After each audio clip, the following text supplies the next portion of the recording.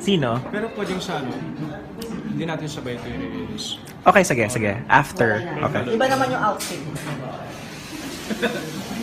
Sa presidency, sa mga tumatakbo, narinig ko yung mga alok nila sa ating mga mamamayang Pilipino. I think everyone is qualified. But, para sa akin, ang kailangan ng, ako lang ang kailangan ng mga Pilipino sa panahon natin ngayon, sa nangyayari sa bansa natin, na makakabuti sa pangkalahatan. Si Duterte, si Digong, bakit? Paano ko nasabi yun? Marami na tayong napuntahang lugar. Na-experience ko ang Davao. Doon pa lang, nakita ko na yung resulta ng pamamalakad niya bilang mayor dun sa Davao. Na-experience ko rin ng makausap ang mga lokal doon, ang mga mahal nating Davaoeños. Kasi nagtataksi ako doon. It's very safe. Seguridad, napakaganda. Ang kwento sa akin, nagkaroon akong close encounter sa mga tao. At sa tuwing nakakausap ko sila tungkol sa lugar nila, nararamdaman ko sa kanila yung tuwa nila na pagpapasalamat nila na si Digong ang naging mayor nila. Kasi noon daw sa Davao, kahit barbecue stick, makapatay lang ng tao. Nangyayari doon. Kahit saan may saksakan, napakagulo daw. Yung mentor ko doon din lumaki, sinabi niya, after school, maraming mga rebelde na nagbabarilan talaga sa daan. Si Digong lang daw ang nakapagpabigay ng kapayapaan through his knowledge, yung what he is capable of. Napag-isa niya ang nagkakaroon ng peace and order ang mga Islam, ang mga NPA, ang mga Pilipino, ang mga military natin doon sa ano. So, para sa akin, siya ang kailangan natin dahil sa palagay ko at nakikita ko mangyayari, magkakaroon ng pagkakaisa ang Luzon, Visayas at Mindanao na matagal na nating problema at saka ang krimen. Ako lang to. Kaya itong bibitawan ko. Sige lang, take your time. Sa media kasi, ang pinapalabas po natin ay nakakalungkot, parang nakakatakot pumunta ng Visayas at Mindanao. Dahil sa mga NPA, mga hostage. Nakarating na po ako sa mga lugar nila. Hanggang sa kadulo-dulo ng Tawi-Tawi, Sultan Kudarat. Ang mga tao po marespeto, mabait, at tinatanong ko ang crime rate nila. Siyempre, nalalaman ko rin. Hina-heighten lang natin, nilalakyan lang natin yung mga kidnaps, kaya nakatatakot tayo. Pero sa totoo, ang pinakamaraming krimen sa Maynila. Diba? Bata dito, pinagahasa. Sanggol, pinagahasa, pinapatay.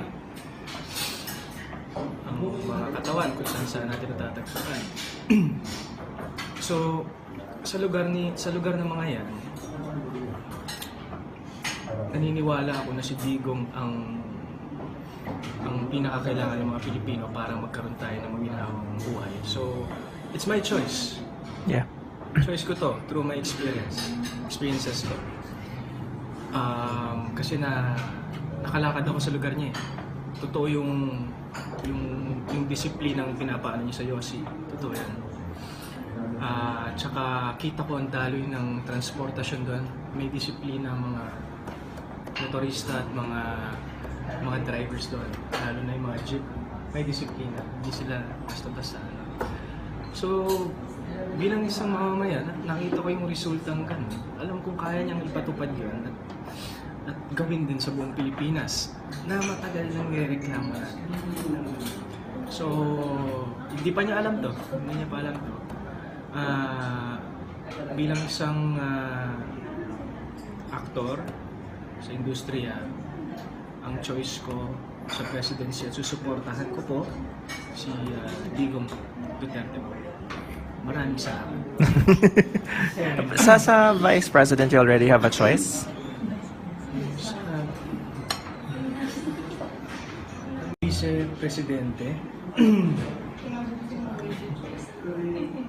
ang gusto ko si Cayetano. Bakit? Sinabi ni Duterte, bakit? Inaral ko. Si Cayetano kasi, hindi pa tumatakbo si Duterte. Nasa kanya na eh. Ang loyalty, napaka-importante niya.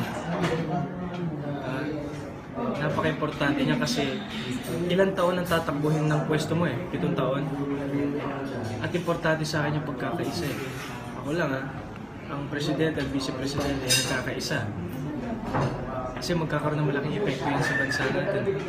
Mas mapapadali lahat, yung peace and order, mas magiging swabe ang pagpapaganda sa minamahal nating inang bayan. So ako, I'll go for it. Loyalty meron siya. At wala akong masabi dyan. Respeto ko lang siya. Ako ay bilang nagsasalita lang kahit nandyan po tayo ay bilang isang mamamayan na lahat tayo may mga opinion eh. Respeto ko. Yes. Sinabi ko lang, yung ako lang, yung sa loobin ko bilang isang mamamayan para sa ikabubuti ng lahat. Hindi ko sinestatement ito na dahil ito ang tama. Opinion ko lang yun. Pero Audrey, hindi ka ba napipressure na madaming celebrities endorsing Mar Rojas din si Grace po, then medyo close siya sa showbiz industry? Hindi naman. Desisyon nila yun eh. Nilarespeto ko yun kung yun sa tingin nila ang makakatulong sa bayan natin. At least maganda ang pinanggagalingan nila. Diba? Maganda yung gusto nila mangyari sa bayan. Lahat sila qualified nga po eh. Ang ganda ng mga sinabi nila. Nakikita ko sa mga trabaho na meron naman. Pero ang pinakakailangan po natin bilang sa mamayan sa panahon natin si Duterte. Kasi nanggaling na rin po kasi iba't ibang bansa. Yeah. Napakahirap pag nagkakaroon ng Filipino community at nagsasalo-salo kami. Pag kumakanta kami, binibigyan namin sila ng kaligayahan, umiiyak sila. Miss nila yung pamilya nila. Hindi ko rin maiisip na magulang ko nandun. Kami silang umiiyak. Napakasarap na mabawasan, na pabigyan sila ng privilege. At hindi na mawalay sa pamilya. Diba? Mas maganda yung magsasama-sama kasi yan ang pundasyon natin. Buto siya. Nagmumotor din po kasi. Referring to that, darating ako sa sagot ko. Papunta kami sa sa bahay niya. Sinabi ko, sir, pwede ko bang makita yung motor? O sige, punta kami dalawa. Ito sabi niya sa akin. Kaya niya rin ako na alam ko may isang salita. Sabi niya sa akin, Dre, kung hindi ka kriminal at pusher, wala akong problema sa'yo. Pero kung pusher ka, kriminal, papatay kita. Sabi niya sa akin. Pero hindi siya maganda sa pandinig ng isang taong papatay mo. Pero, para sa akin, yung masama pumatay. Alam natin yan, values yan eh. Pero, reality check. Kailangan na natin siya eh. Para hindi kahit saan may namamatay na lang na innocent tao.